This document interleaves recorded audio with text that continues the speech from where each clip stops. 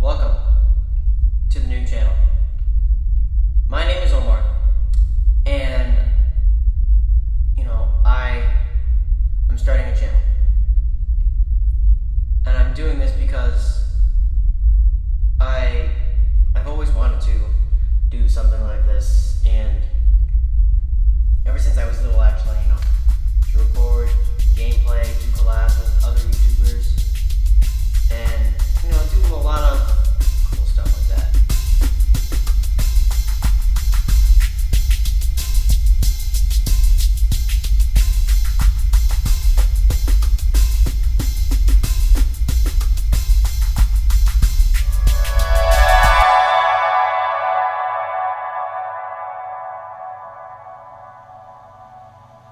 Some time ago, about 10 years ago, I created this YouTube channel at the recommendation of my then best friend, who I'm not even friends with anymore. But then my next best friend was actually not too far away, and encouraged me to continue. So much has happened. It feels like an eternity ago. It really does feel hard to believe that it's been 10 years since I got on this website myself, but for the people who have been here, they've been seeing me kind of bounce in and out here and there, just trying to take these steps and try to leave some sort of a mark, some entertainment on you guys, some of which, I don't know. I never know who was here before I got shouted out. But I did get shouted out, and that was a huge deal. I got to speak to my idol. I got to speak to Markiplier, which was a huge deal. You can still find that live stream, see me cry like a sissy, and that was a big deal. It's clear that the effects of that didn't have, I won't say they didn't have longevity, but it was very clear that I was not able to, maybe not that I was not able to capitalize on it, but maybe just at the time that it came at, I just wasn't able to make the most of it that I could. I was still in high school, but I still appreciate it nonetheless. I still have tons of great memories from those days, and I'm still friends with some of the people from those days. They mean a lot to me. I love them very much. And if you are watching this, hi, I hope you're doing well, and I love you very much. I'm embarrassed by these videos that I make in this style, usually because I feel like I start to put in the mental work that I need to do, like I have the image in my head of what I need to do or how I can create a formula of content creation that I can do repeatedly, and then something just gets in the way. Pretty much every step of the way that's been the case, maybe except for the very beginning. Because for a very long time I was just going and going and going and going and going, and I was consistent. Almost pretty consistent. Then again, back then, I was in school. I didn't have a whole lot of responsibility. I was 15, 16 years old, and I'm 25, turning 26 this year, which is horrific to think about.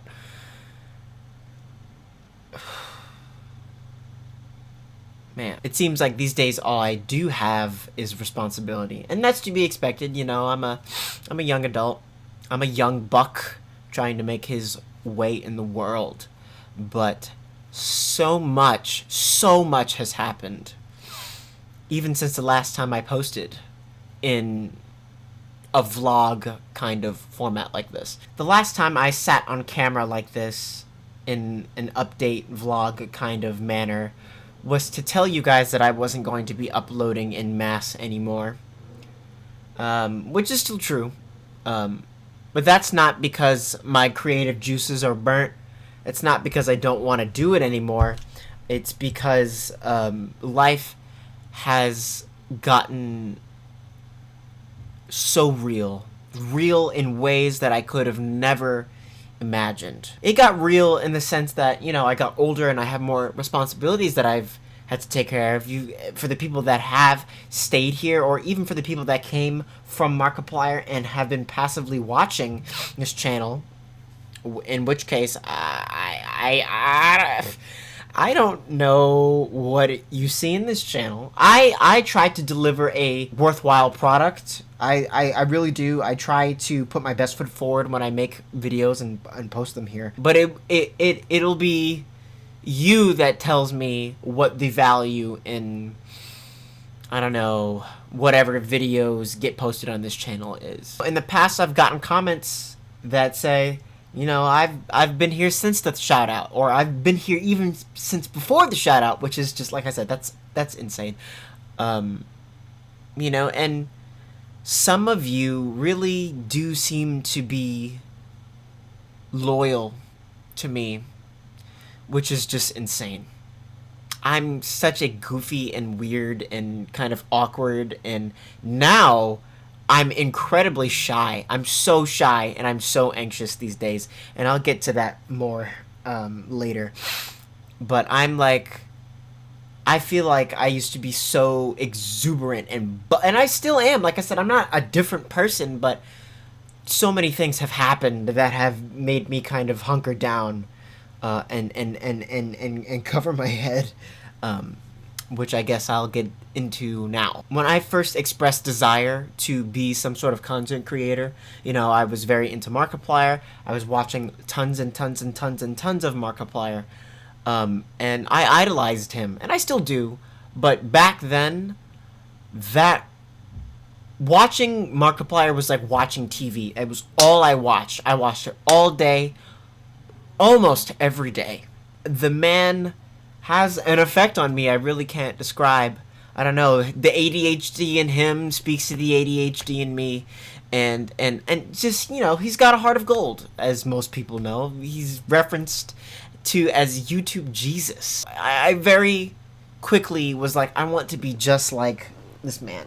You know, he meant a lot to me. And at some point, I had asked my father for some editing software. You know, and he bought me editing software, and with that I put together my first Let's Play. It was Crash Bandicoot 1, my favorite game of all time. I just cut my teeth on technology and media editing, and I just taught myself how to do it almost all by myself, with me and some YouTube videos, and that was it. The thing about that is that same man who bought me that software, who I love very much, although I have a very, very, very, very checkered past with, that man is now terminally ill. Which sucks a lot. It sucks a lot. My father was diagnosed with ALS, and I think in 2020 he started showing symptoms of it in 2022, and I believe this is the last year that I have with him. You know, my father is a very complicated man, and I've spoken about it a little bit on this channel before.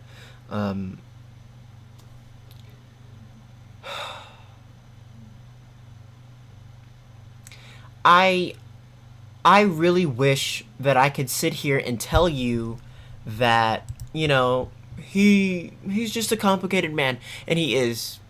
He's a very complicated man. My father has lived a very difficult life. You know, and I wish I could say it was all sunshine and roses with my father, but the reality of the situation is just that it isn't, you know. My father, unfortunately, has caused me a great deal of emotional pain, but in the same vein, he has done everything he could to give me the best life that he could provide. You know, and I have, it's been my life's work to not repeat his same mistakes, and to separate my best moments with him from some of the worst moments that I've ever had to experience, ever. My father bought me all of my favorite games. Those same PS2 games that I've been playing since fucking 1999 when I was born. Or I guess I wasn't playing video games out the womb. Although I wish I was. Since about fucking 2002, 2003. Like I said, my past with him is checkered. And I wish it didn't have to be.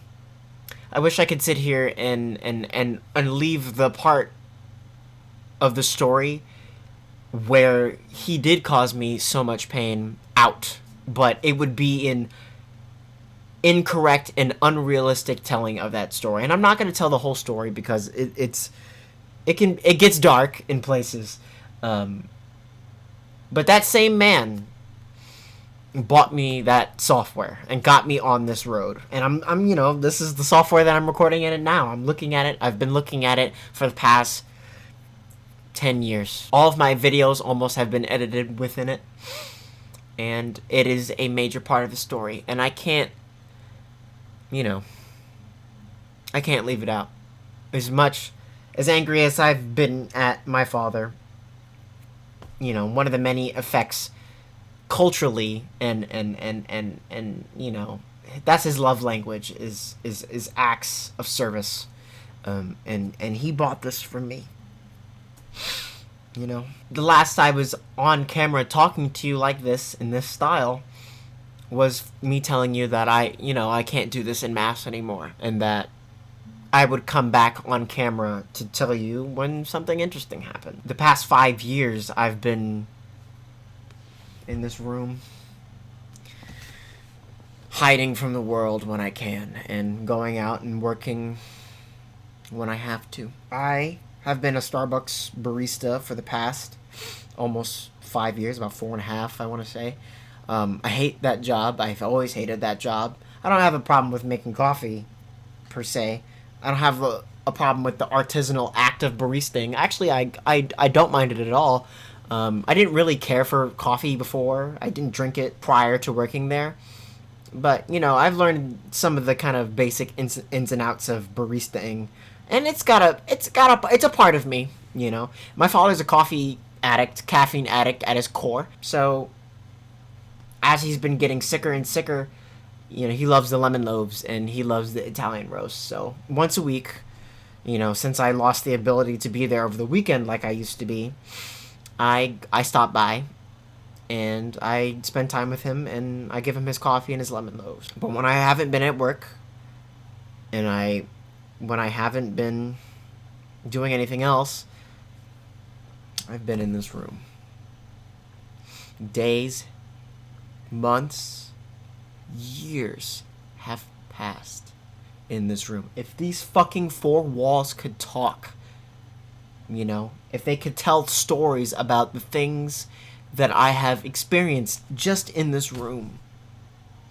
You know, I moved here 5 years ago, and a litany, so many things, so many emotions, happiness, sadness, depression, mania, joy, love, so many things have happened in this room. Just in this room right here.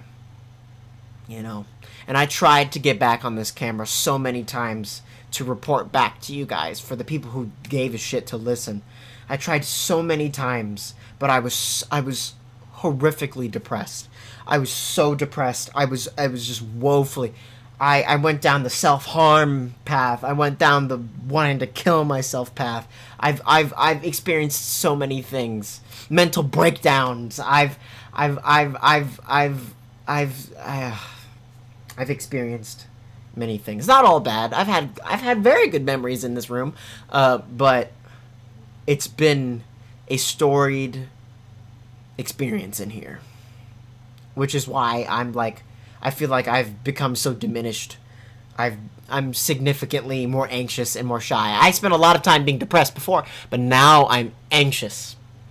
I'm very anxious. Some point in between, I got onto political activism. I love political activism and just activism in general. It is very important for me to fight for what is right. You know, I'm very lucky that despite however anxious, angry, sad, depressed, or terrified I ever was, I still have my humanity. I have my curiosity. I have my loved ones, my friends, and my family. Every single time that I have fallen in a hole, my friends and my family pulled me back out. They saved me from falling into a pit of despair that I couldn't recover from, which happened almost a couple of times. It happened almost a couple of times. When my father's symptoms started to worsen, it was like 2 years, because that was like 2022, and he got diagnosed, I want to say, in 2020. But for the past 2 years, it's really been a gauntlet, and they kind of whoosh, it flew. I have huge gaps in my memory where it's just like time passed between taking care of my father and being at that awful, awful job, working that awful job with, my coworkers were like another family. I hated that job. I hated most of my customers. I had some good customers, some of them who I'm still friends with, and I was able to befriend, but I hated that job. I'm on FMLA, paid state leave at the moment because I'm taking care of my father still. But that gauntlet, especially that kind of most recent last year, was hell on earth. I would sit there and I would just be like, there is no way out of this.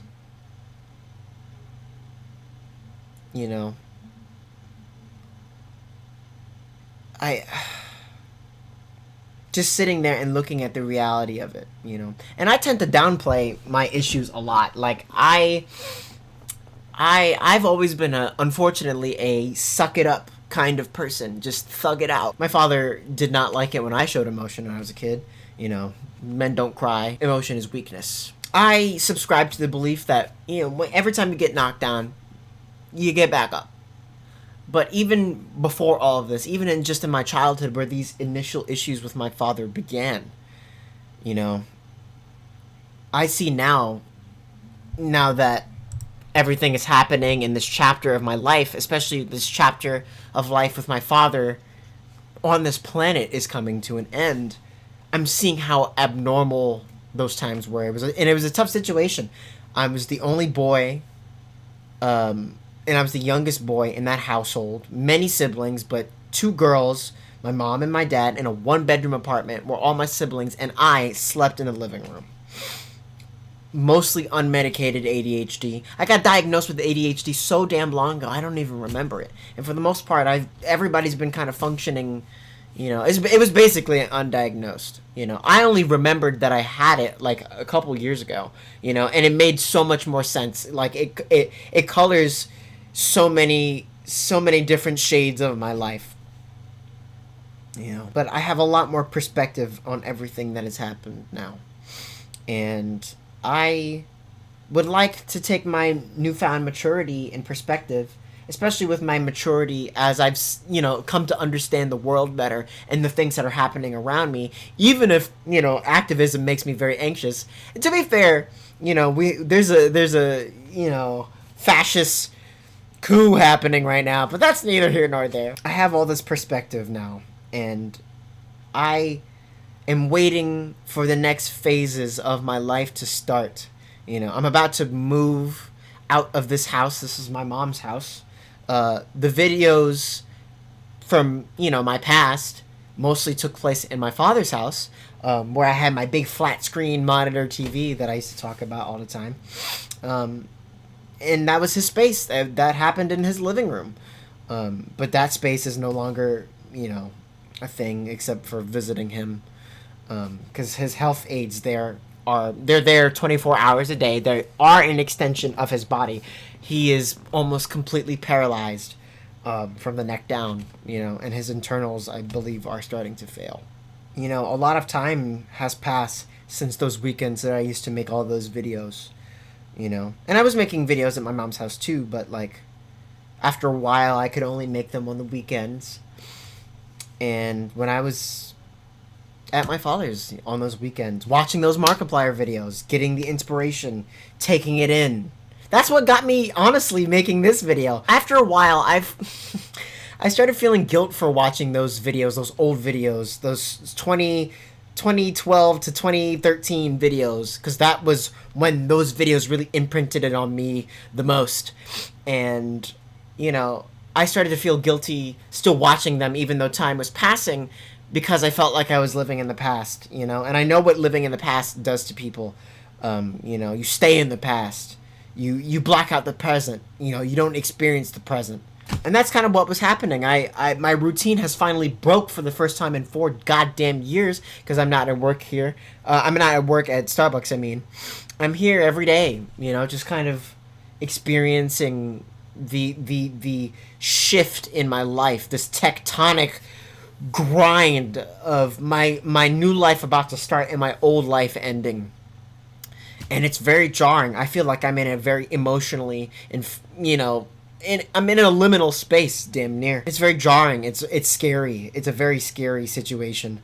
But you know, I'm here with my sister and my mom, and we take it, you know, every day, one day at a time. Everybody chips in, you know, helping with my father, even my mother, even though she divorced him. She doesn't hate him. She helps out. It's been really hard. It's been really, really fucking hard. There's new things on the horizon, though. Like I said, I'm planning to move at some point. I really am trying to see my father to his end. You know, truthfully, I don't know how much time he has longer, but I highly doubt he will make it to the end of this year. I honestly didn't think he was going to make it even to this year. And I think had things been going at the rate that they were going last year, before he had health aids and it was just me and my sister, and my other sister too, I think he would have died already, honestly. He would fall, you know, and I would have to spring into action to go rescue him. He'd be on the floor screaming, but and it really wasn't even like he was innocent either, because he was dealing with his own mortality on top of already being a difficult person, and he fought me so much of the way. You know, it really was quite traumatic. You know, I'm only just now getting in therapy, which has been already helpful. You know, and you know, this is going to be a big project in healing and putting myself back together. And there was almost a point where I almost didn't go back because he was being so difficult. And I was just like, I'm trying to help you, you know. But I understand, you know, he's kind of a broken man. He's lived a life, you know. And I do respect him for the things that he has built and what he tried to accomplish, you know, and what he's given me. Some people in my life are saying that I should just move early and just come back during his final moments, but I even though me and my father don't have emotional closeness, I still have a preservation instinct for him. I still have instinct to protect and love him, because I do love him. I still have good memories with him. You know, he's hilarious. Scary as he is, he's hilarious. He's a very funny person. He's very quirky, you know, and he's mellowed out. You know, he's not picking on me anymore, even though I had to do some things to get him to stop. I see his effort to, how would I say, to make things easier, and for me to feel more ease and less hypervigilance to be in his space, especially as he grows weaker and weaker. It just feels wrong for me to leave him in this state, even if I did come back. I've been visiting my father since 2011, 2012, when my parents first split. I used to go every single weekend, barring we had an argument and I was away, because I was just like, fuck you, I don't want to see you. But for the past God knows how many years, I've been seeing him over the weekend or at some point. It's been routine, you know. And I know he's expecting me. And I figure if I don't want to say he gave me life, you know, that's the bare minimum. He chose to have me. but he did give me things. He introduced me my whole music career, damn near. I want to say, or not my whole, but half of my music career. You know, for those people who don't know, they haven't seen my music channel. But I'm not even gonna plug that right now. That's not what this is about. Even though my music, you know, has a place in him, or his music has a place in me more so. But a lot of cultural and media related things, you know, I owe him. So every week, once or twice a week, I pop in, I say hi, I sit with him, I sit next to him in his hospital bed, I give him his coffee and his lemon loaves, and we chat. We watch the X-Files, we talk about hating Donald Trump, and we talk. He falls asleep and I go back home. All of this to say that the next phase of my life is to start soon. And I hope to get back on this horse again and become a person again and really come into myself more so, especially creative, than I ever have before. My friends that have been with me since the beginning of high school and who have seen me in so many different shades, my best friend, my second best friend, and all the friends that I've met along the way, they want to reach me when I come out of the other side of this. I'm going to be just a complete disheveled, destroyed mess after he dies, most likely. Funeral, packing his stuff up. And then, you know, the second that I'm able to leave, I'm going to. And I'm going to move in with my friends. They're waiting for me. I love them so much. If you're watching this, guys, I love you so much. And I love all of the people who have been here with me since all of this has started. I do. You know, I would be nowhere. I would be nowhere.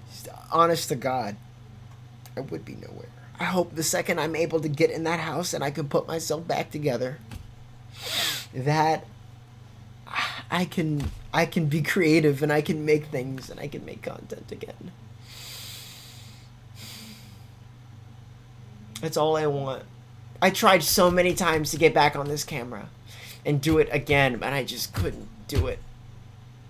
And I still don't really feel like I can do it. I'm still really weak. I'm still really tired. I'm still really stressed, and I'm still really scared. But the second I'm healed and the second I can put myself back together, I want to do this again. I've been watching so many Markiplier videos. And it just filled me with so much inspiration. And it made me want to do it again, you know? I put aside my guilt for watching those videos. And I said to myself, I will save those videos for times of strife. And this is a time of strife. This is a time of strife. For sure. I am now older than he was during the videos that I was watching. And even then, he still feels so much older. But I don't know. I was just watching all those videos today, and it connected with me. And, you know, and I said, the 10-year anniversary of this channel passed not too long ago, so I said I have to get on camera and at least say to you guys. And then even a long time ago, I said, even if the videos, the regular videos where I'm playing games, that falls apart, even if all that falls apart, that I said I would get on camera and tell you guys how I was doing. Just from time to time. And I'm going to keep that promise. Whether it be music content that I do on my social media, or games that I do here, or a stream, or whatever I can, the second that I can, I'm going to keep trying. I do mean that every time that I do fall down, that I want to get back up. I still have the creativity in me, and I want to flesh that out, and I want to reach my potential, because I know I have so much potential. Honest to God, I think about it all the time. I have so many things that I want to make, and I take in these things like a damn sponge.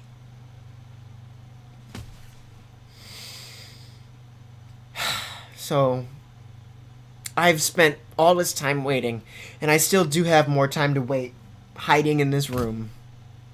But the second that I can come out of hiding and I can come back and do this again, I want to. And I just hope that you guys will be here still. And I'm sorry that every time that I make a promise, it falls apart. I really have been trying to roll with the punches. Sometimes I've rolled too much with the punches. But I'm still me. I'm still that same guy. Just creative, ambitious, and hopefully you will see me full-fledged on the other side of this soon. I love you all very much. I love my friends very much. And hopefully I can speak to you soon. And as always, peace out, y'all.